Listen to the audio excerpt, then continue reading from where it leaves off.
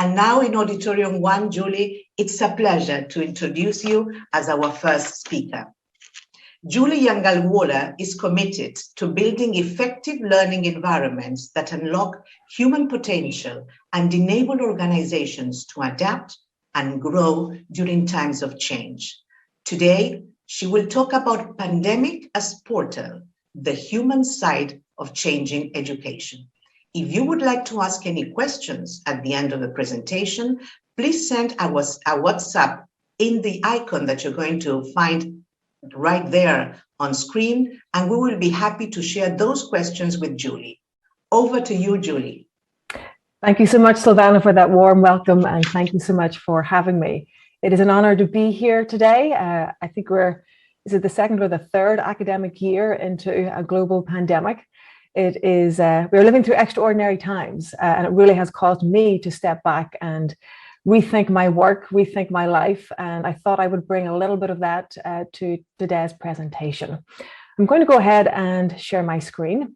I have a few slides I would like to share with you. And I love the theme of this conference, the Inspiration Conference. We are in need of some inspiration, and I'm delighted that Silvana and her team are providing that for educators worldwide.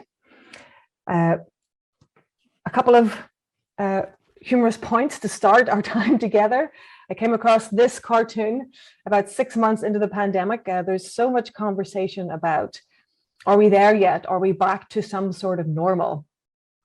And I think this cartoon captures beautifully the pace that we're feeling right now. And also it brings up the question, well, what is normal? Was it normal before the pandemic? What is a normal that we want to get to or get back to? I even saw an article from a consultant a couple of weeks ago, and he has trademarked the term no normal. He's saying that there is no normal. We are in uncharted territory. And then this popped up in my Facebook feed earlier this week. This is my favorite. Mom, what is normal? It's just a setting on the dryer, honey. So I think if we let go of this sense of normal and getting back to something, I believe it opens us up to what might be next, what might be possible, as it were. And indeed, pre-COVID, you might have heard of this phrase, VUCA. It stands for volatile, uncertain, complex, and ambiguous. And pre-COVID, this VUCA was coined back after the Cold War. The US military coined this term because it was used to describe how conditions on the ground were so volatile, uncertain, complex, and ambiguous that the traditional hierarchical model of leadership was no longer up to the task. The term then entered the management literature with a lot of organizations describing how this was how it was feeling within their organizational context, that the external environment was so volatile and uncertain that internally it felt like we were really in a very different reality. And indeed, nothing like a global pandemic to give us all a very deep and prolonged education in what it's like to live amidst extreme uncertainty and ambiguity. Now, pre-COVID, there were changes, as many of you know, already underway in the education system. And you might have seen some version of this. I'm prepared to bet a lot of people on this webinar are familiar with Tony Wagner's work in the Global Achievement Gap and his book, Creating Innovators. Also, Sir Ken Robinson's wonderful work, may he rest in peace. His TED Talk, which I think has been viewed by over 40 million people at this point. Just his tremendous work on how we might change education's paradigms. Then we also have the work from additional organizations, such as the Hewlett Foundation, the Partnership for 21st Century Skills, both US organizations, and also the Institute for the Future of Learning, of which I'm a founder, the worthy skills that I've identified over the past decade or so. And if you look across these 5 lists, you can see there is definitely a growing consensus with regards to what's worth learning to help prepare our young people for what is essentially an unknowable future. And there's much more that binds us than divides us, as it were. And this work was very much underway pre-pandemic, and educators doing a lot of really great work in that regard.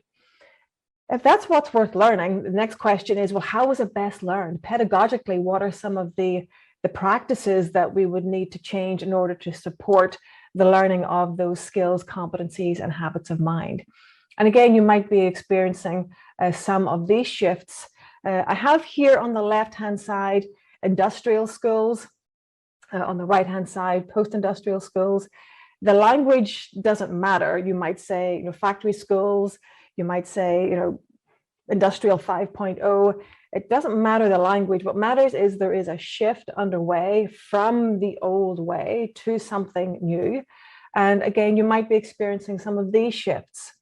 So really moving away from students as passive recipients of content, where they don't have a whole lot of choice, where the teacher is the deliverer of content, where there's little differentiation for students' individual strengths and interests, learning that's based on time, single discipline, it's grounded in static content, takes place only on school campuses, and assessments are via written tests or exams only.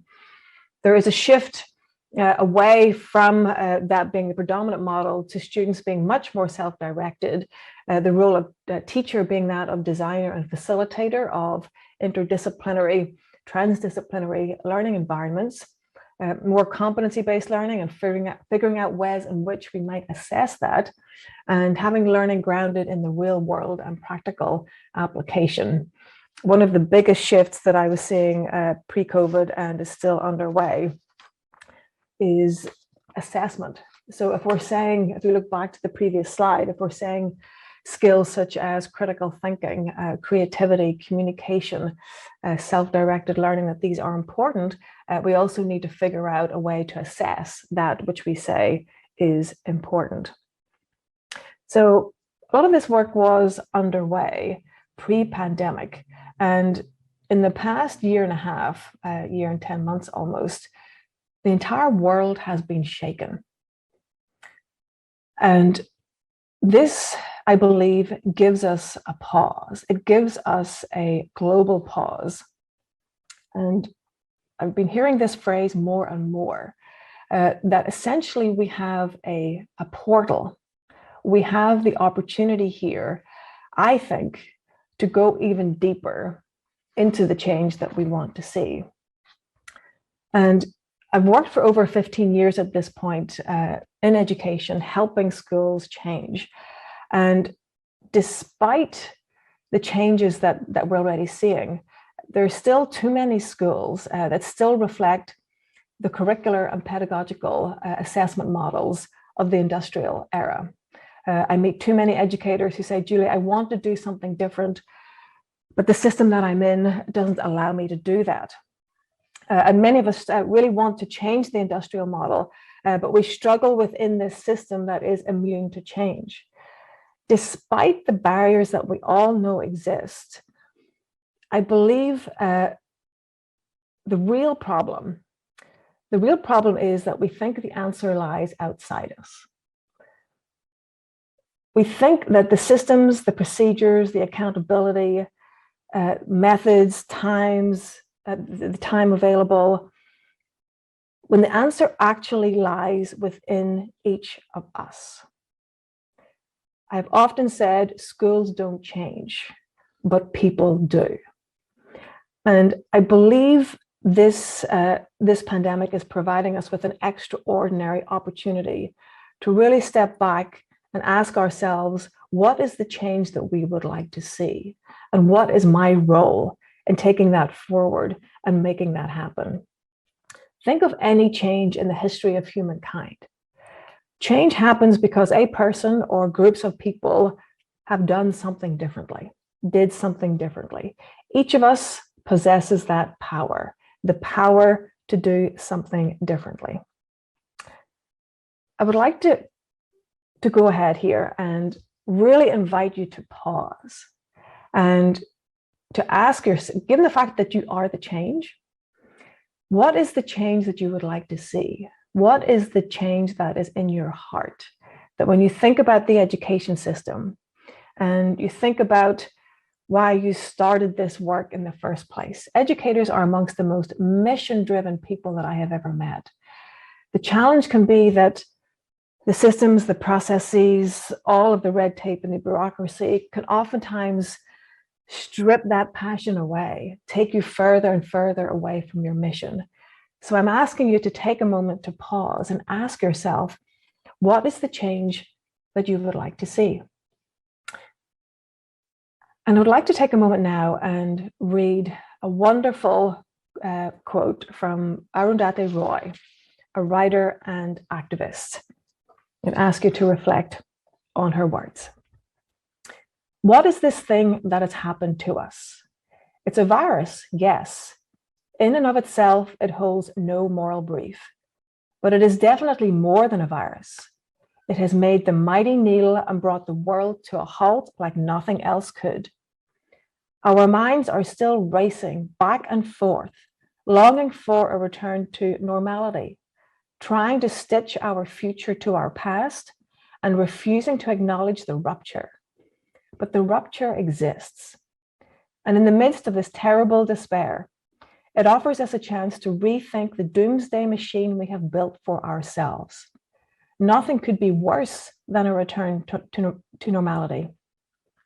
Historically, pandemics have forced humans to break with the past and imagine their world anew. This one is no different. It is a portal, a gateway between one world and the next. We can choose to walk through it, dragging the carcasses of our prejudice and hatred, our avarice, our databanks and dead ideas, our dead rivers and smoky skies behind us. Or we can walk through lightly, with little luggage, ready to imagine another world and ready to fight for it. Beautiful words, and I believe a clarion call to action from Arundhati Roy. And when I read that, the next question that came up for me was, where do I start? Where do I start?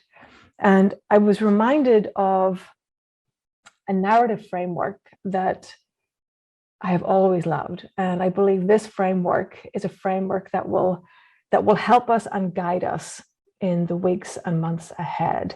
And it's from Joseph Campbell's work called The Hero's Journey. I'm prepared to bet the English teachers amongst us, the literature teachers, will be familiar with this narrative arc. And essentially, the hero's journey is a journey from the known world to the unknown world. And it all starts out with a call to adventure. And I believe the global pandemic is a global invitation. It's a call to our own personal adventure. And when we reflect on the pandemic, you're probably also reading some of the articles that are coming out along the topic of the Great Resignation. People are resigning from their jobs in droves. It's almost like this global pause has really brought our lives front and center, and we're being asked the question, is this the life that you want to live? Is this what you want to do with your one precious life? So this call to adventure is being experienced by so many of us. It's not only individually right now, I believe it's globally as well. Now, typically what happens when you hear that call to adventure, when you think of, well, there's something different that I might want to do here, the fear and uncertainty and doubt start to bubble up. The reasons why you can't do something start to bubble up. I'm too young, I'm too old, I'm underqualified, I'm overqualified. The imposter syndrome, if you will, really starts to loom large. And at that point, that's when we meet the mentor. That's somebody who says, well, why don't you give it a try? What might that look like? The meeting of the mentor is very powerful. It might be somebody who is within your professional context, maybe a manager, a boss. It might be somebody within your personal context. Maybe it's your partner, maybe it's your child, maybe it's a grandparent, an aunt or an uncle. Whoever this person is, they invite you to take the next step, which is to take action. And when you take that action, then you are officially into the unknown world. I'll share an example of the hero's journey that I've experienced in my own life. I have always wanted for a number of years to write a book. It was something that was out there. Someday I will write a book. But when I would think about writing a book, I would tell myself, well, I'm not qualified enough. I don't have enough experience. There's so much I don't know. The fear, uncertainty, the doubts loomed large. And I remember very clearly, I wrote a research report for Arthur Levine of the Woodrow Wilson Foundation. And I was debriefing the report with him. I was sitting in a hotel in Wyoming here in the US. And Arthur said, Julie, this is wonderful. I think you have a book here. And that, I remember getting goosebumps when Arthur said it, because I was familiar with the hero's journey arc. And I thought, okay, I have officially been given the invitation. It is time for me to take action. And once you take action, that's when you meet your challenges. It's also when you find your tribe. When I started the work of really being serious about writing the book and interviewing people, I met some incredible people who supported me in that work, provided insights that were exceptionally helpful. I also met my challenges. I met my procrastination. I met more fears, more doubts. I really struggled with how I would structure the book. And for quite some time, I think the first 3 versions, it just felt like the book wasn't coming together. The next stage in the hero's journey is what Joseph Campbell would call the abyss. It's also called the cave. It's sometimes defined as the dark night of the soul, or the dark night of the ego, if you will. That's when you meet your biggest challenge. And the reality there is nobody else can do that work but you. It's the inner work that you need to do. And I met my own dark night of the ego, if you will, where I was stuck writing the book. And I realized what I was trying to do was to write a book that would fix the education system. And that's more than a little bit of ego that was involved in that. There are many people out there smarter than I am.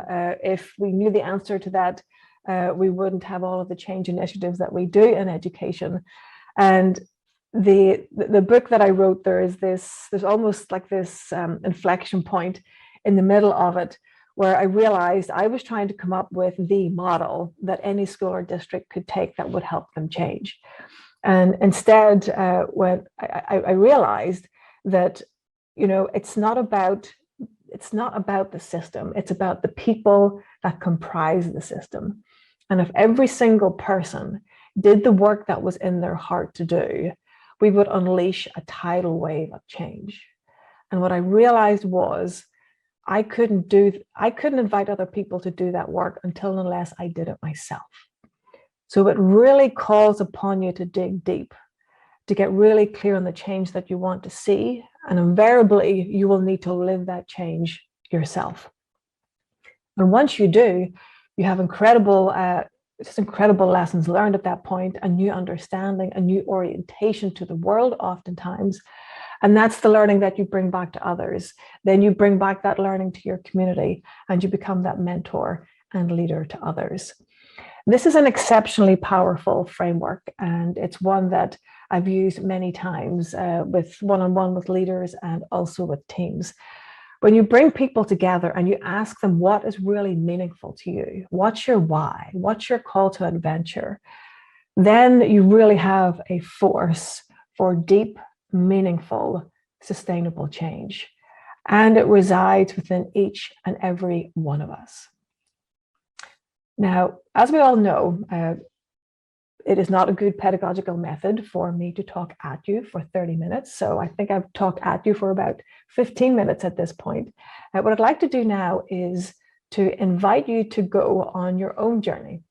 The hero's journey, I also call it the learner's journey. And as educators, you have that muscle already. What I'd like to do is to invite you to engage on your own journey to meet your future self.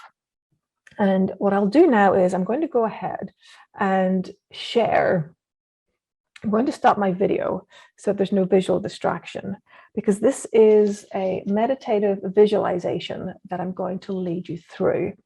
It will take about 7 minutes or so for me to read the visualization, and you will remain with your eyes closed in a comfortable position while I'm reading the visualization.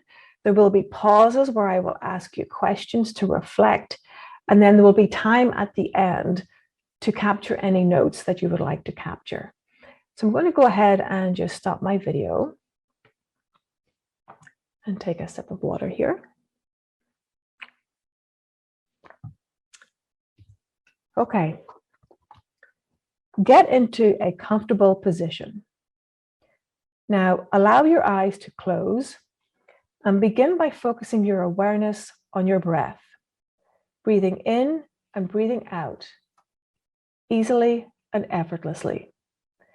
Each breath allows you to become more relaxed and more comfortable. Any outside sounds only allow you to go deeper inside, a reminder of how good it is to leave the noise and stress of the outside world and journey into the quiet and peace of your inner world. I'm going to invite you to take a mental inventory of your body.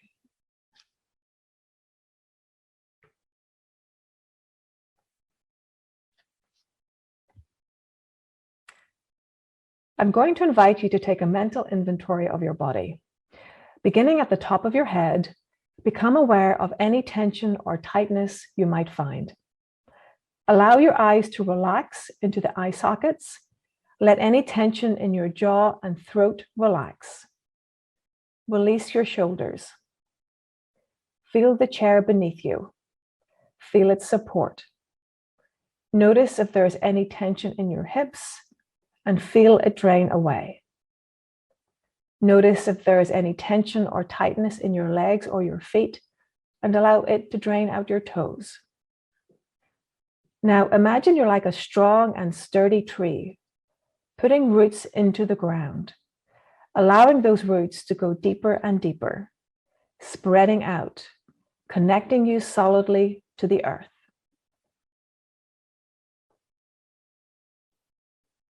Now bring your attention to the spot between your eyes, the third eye. Imagine a light there. What color is the light between your eyes? Now imagine that light becoming a beam that extends out into space. Follow that beam as it leaves this building, as it travels above the city, as it continues out, so that you can view the entire area. Keep going farther and farther into outer space and notice the curvature of the earth. As you keep going farther and farther out, you will find yourself enveloped by the softness and quiet of space. Notice the big blue-green ball below you with the white clouds wisping around it. Allow yourself to enjoy this perspective for a moment. Now notice another beam of light very near to you, a different color from the one you followed into outer space. Begin to follow that beam back down to Earth. The beam is taking you back to Earth 10 years from now, 10 years into the future. Keep following this beam down, noticing the curvature of the Earth and the geography stretched out below you. As you come closer to the end of the beam, keep noticing where you are. This is where your future self lives. You, 10 years from now. Come into contact with Earth and notice where you are. Notice what dwelling or nature surrounds you. Now move to the dwelling of your future self. What does it look like? What kind of landscape does it have? Are there trees, flowers? What kind? Get a sense of this place. Now have someone come to the door. On the other side of the door is your future self, waiting to greet you, yourself, 10 years from now. As the door opens, what do you notice? Greet your future self and notice the way your future self returned your greeting. Welcoming you into this time and place 10 years in the future. Take in this person, your future self. What does this person look like? Notice what this person is wearing. Get a sense of this person's essence. Notice the inside of this dwelling. What kind of person lives here? What are the colors of this place? Now move with your future self to a comfortable place for a conversation. Perhaps your future self offers you something to drink. Settle in and make yourself comfortable for a talk with your future self. There are questions that you might want to ask your future self. Begin by asking, what was the unique contribution that I made in education? Now ask yourself, your future self, this question.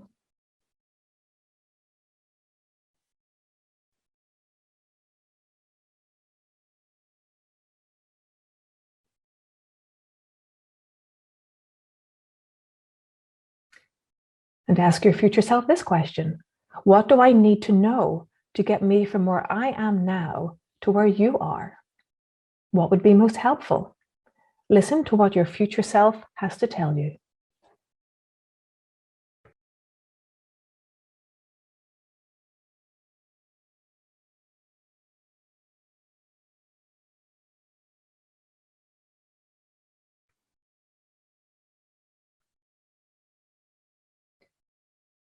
Now take a moment and ask your future self your own questions. What other questions would you like to ask your future self? Ask them now.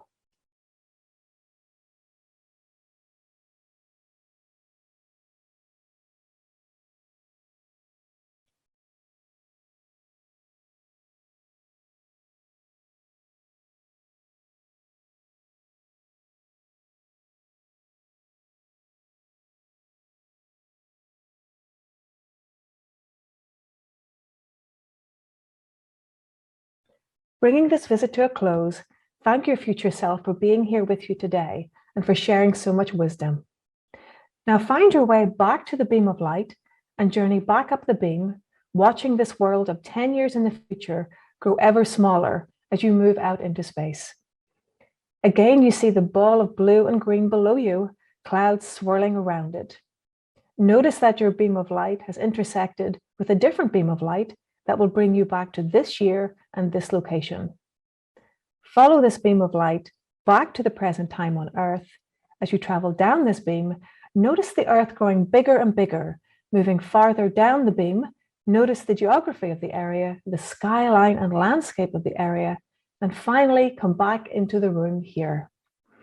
In a few moments, I'm going to count from 3 to 1. At the count of 1, you will be refreshed and alert, as if you've had the perfect amount of rest, knowing you can remember everything you wish of this inner journey. When you open your eyes, please remain silent and jot down things you want to remember about your journey. 3, coming back to present time, becoming more alert and refreshed. 2, stretching your body, feeling the ground beneath you. And 1, eyes open, refreshed, and alert. Let's take a few minutes and capture any notes you would like to capture.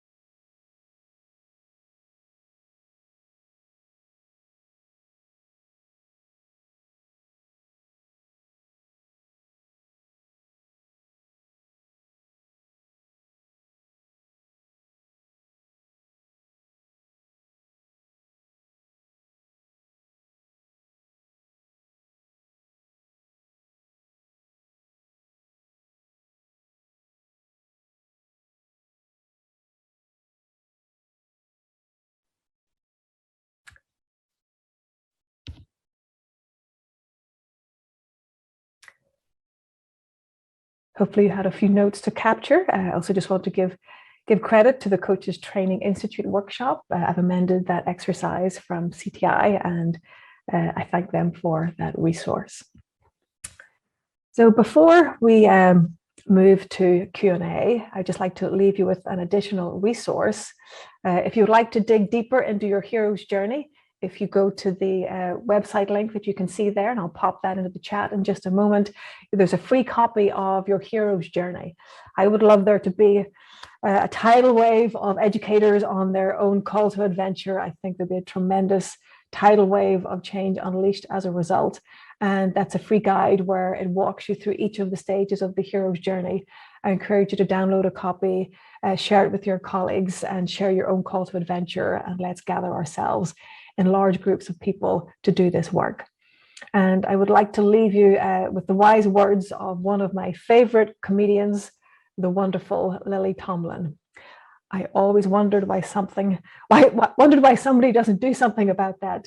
Then I realized I am somebody, and you are somebody. Thank you. Thank you, Julie. That was a very, very soothing, I would say, a meditation, finding yourself with your future self. Really very interesting and revealing. I was wondering while I listened to you, this process of the hero's journey. Yeah. In your experience, which are the issues that generally educators have gone through in this process during the pandemic? So there's the very real reality of and it was the case pre-COVID, the extraordinary workload that educators have. So it's a rare school that gives educators time to prep, never mind to debrief the learning. And that was exacerbated tenfold during COVID, where there was this rapid, learning, schooling from home. And all of a sudden, you needed to get yourself up to speed on areas of technology that you didn't need to before. And just the sheer amount of work, coupled with, everybody has their own individual personal circumstance. One of my friends who's a teacher, she has two children, 10 and 8. So she was homeschooling a 10 and 8-year-old while she was teaching herself. And she said the wheels just came off the bus. I don't know how we begin to even square this circle. So there was that extraordinary piece, which is still ongoing for quite a few people. And then another educator here in Massachusetts, as school started to go back to school, and the distancing was in place. She said it felt like we unraveled 3 years of work, because as a school we've been working towards team-based projects, but just with the distancing, the students couldn't be gathered in groups. So it's almost like they went back in time to students at desks and more of the lecture type, less collaborative model. Those are two things that spring to mind, Silvana. You're muted, Silvana.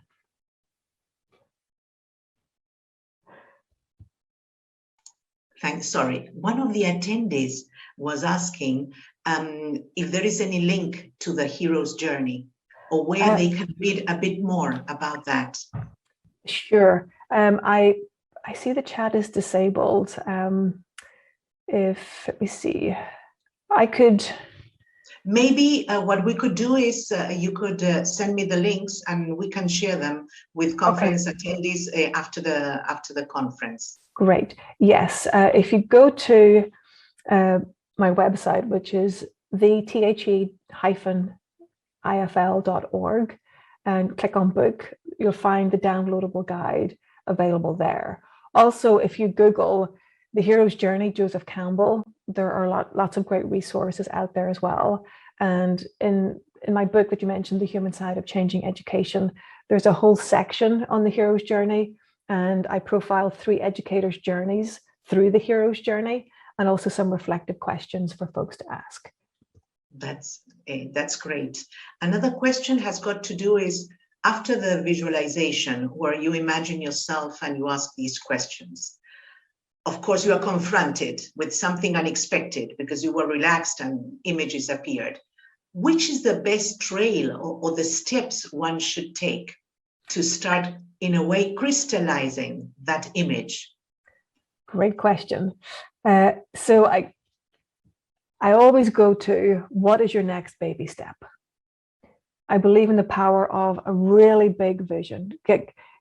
Really ask yourself, what do I really, really want? What does my heart really, really want? What would bring me alive? And that can seem, oh my goodness, I could never get that or achieve that or do that. That's when the fear and uncertainty comes up. And then be gentle with yourself, be compassionate and say, okay, you're on a journey.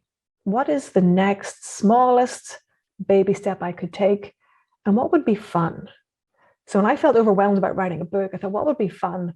Well, having an informational interview with the 3 most inspiring educators I know, that would be fun. Okay, so let me do that. Let me park the idea of I'm writing a book, which scares me, to what would be fun. So that fun, small, doable baby step. Yes, maybe I see that it could be a journey, a personal journey, but also it doesn't have to be on your own. You could be sharing that, I would say, journey together with others who have maybe the same feeling or interest in going deep into their future selves.